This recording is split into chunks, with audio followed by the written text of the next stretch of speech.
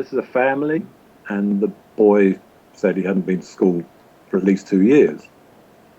And but he said he wanted to go to school.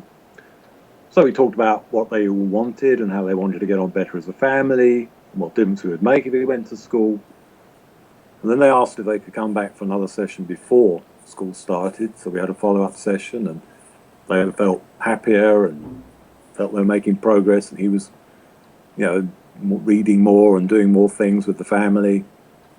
And I had a call on the first day of the school term, this is September, from somebody because he'd been out of school for so long, so he was being asked to attend a kind of special educational unit.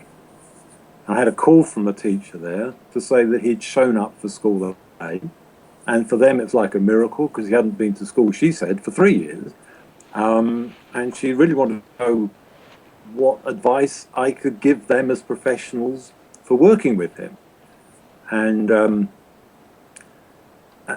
also could I give any advice, about his mental health state, his mental status and stuff. And I said, look, I'm sorry, I can't help you with that. I don't assess clients. I can't tell you anything about diagnoses or reasons for problems or anything.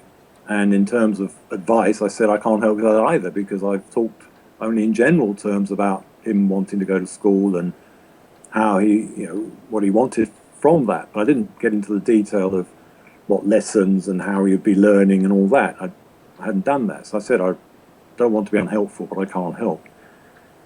So then a couple of weeks later, I had an appointment with the family. And unfortunately, the miracle hadn't continued. He had stopped going to school, and he didn't come to the next session, and they were very unhappy about this. And they said he was obsessed with his Xbox, and he'd become a sort of night creature, a nocturnal animal who's asleep all day and up all night, that kind of thing.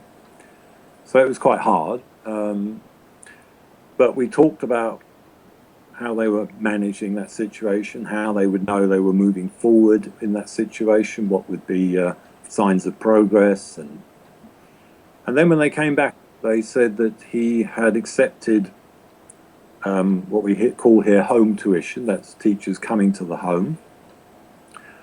Obviously a very specialised, rare service. So he had accepted it, and he was getting up in the morning to attend these lessons at home. And they were delighted that they managed to help him to do that, and the improvements in the family as a result.